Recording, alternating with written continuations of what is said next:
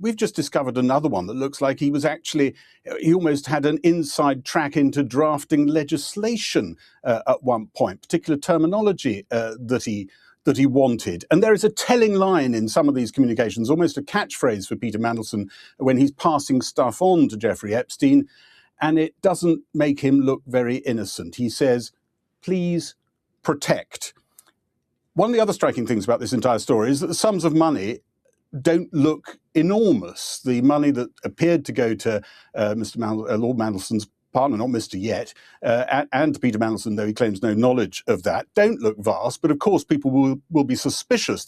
This was all about storing up favours for contacts that would happen perhaps post the political career. As you said, we now have a potential for a police investigation. The Cabinet Secretary is being asked to investigate what went on. Amongst his investigations will be, which email was Peter Mandelson using? Was it his private one? Nothing should have gone to his private one if it was government business. If it was a government one, well, then some of the staff working for him should have known what was happening. As you said, this doesn't reflect well on Keir Starmer. It means that a problem he thought had largely been banished is back to haunt him, but also his Chief of Staff, Morgan McSweeney, who played a big role in not just appointing Peter Mandelson, but we think in slightly prolonging his time in that Washington job when many people thought it was up. Peter Mandelson is a man with an enormous sense of political history, and amongst the many elements of this disgrace is the government now looking at a law to try to remove disgraced peers. It could be known perhaps in future as the Mandelson Act. Great trip, now heading home. If Keir Starmer thought today was going to be an opportunity to sell the benefits of his trip to China, fate had other ideas. 7 months after installing Peter Mandelson as ambassador to the United States, Keir Starmer sacked him over his connections to the convicted paedophile Jeffrey Epstein. Today, as even more compromising messages between the two were revealed, Keir Starmer handed out still more punishment.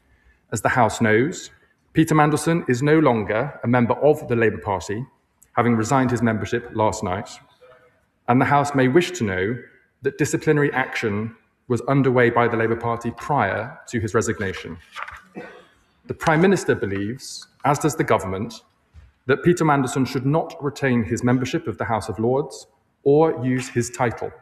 For Ronaldo and me to be here, it's literally a dream come true. That last great job in government has turned into a nightmare. A special bill could now be rushed through Parliament to strip Peter Mandelson and future peers who fall into disrepute of their titles.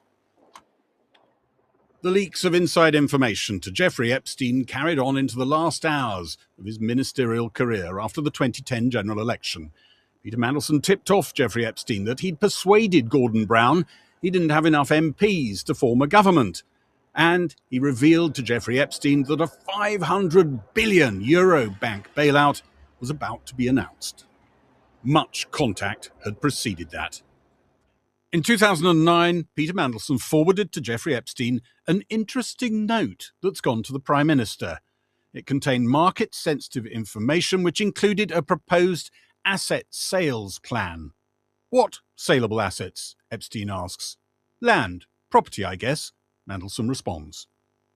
A few weeks later, a highly market-sensitive analysis of lending by the Prime Minister's top city advisor was forwarded to Jeffrey Epstein almost the moment it arrived in the conduit's inbox.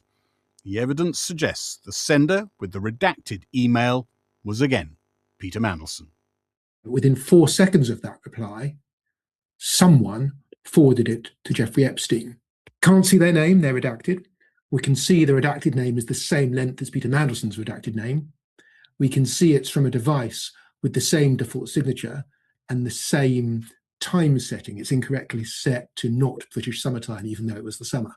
And those are characteristics of Peter Mandelson's BlackBerry. In December, Peter Mandelson helps out with lobbying against the banker's bonus tax, being brought in by Alistair Darling, then the Chancellor of the Exchequer. Epstein asks, should Jamie Dimon, boss of JP Morgan, a bank Epstein worked with, call Darling one more time? Mandelson replies, yes, and mildly threaten. The advice was followed, and the threat to scrap a London HQ plan was made when Jamie Dimon called Alistair Darling a few days later, as recommended by Alistair Darling's fellow cabinet minister. I'm shocked. I mean, I've never heard anything like it before. It seems extraordinary behaviour. It's breaching confidences, it's breaching trust, it's letting down your colleagues. I mean, it is a great betrayal. A few months later, when Peter Mandelson is forwarded detailed minutes of a meeting between Chancellor Alistair Darling and US government advisor Larry Summers on banking reform, he pings them off to Jeffrey Epstein, begging what becomes a bit of a catchphrase, please protect. Epstein then appears to make detailed drafting suggestions on financial services legislation. I mean, I did see it. I mean, it is, I don't think I've got the vocabulary to describe how shocking it is, the breaches of confidence that were taking place. Alistair Darling certainly had no idea that this was happening. Within a few weeks, Jeffrey Epstein began payments to Peter Mandelson's partner, Ronaldo da Silva, now his husband. $4,000 a month, which appears to have continued for 3 months. When I go to the pub, I buy my friends beers and they buy me beers. And there is never a signed agreement to buy beers in exchange for each other. We never even discussed that I'll buy you a beer, then you'll buy me a beer. But it's clearly socially accepted. It's how pubs work.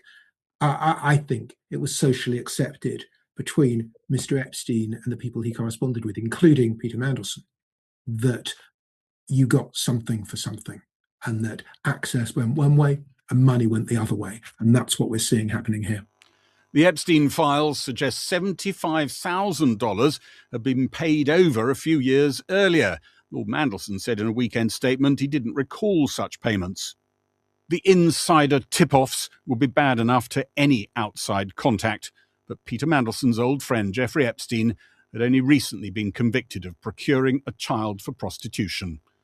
The co-architect of New Labour has said in previous statements he regretted taking Jeffrey Epstein at his word. As more and more contacts emerged today, there were no words from Lord Mandelson.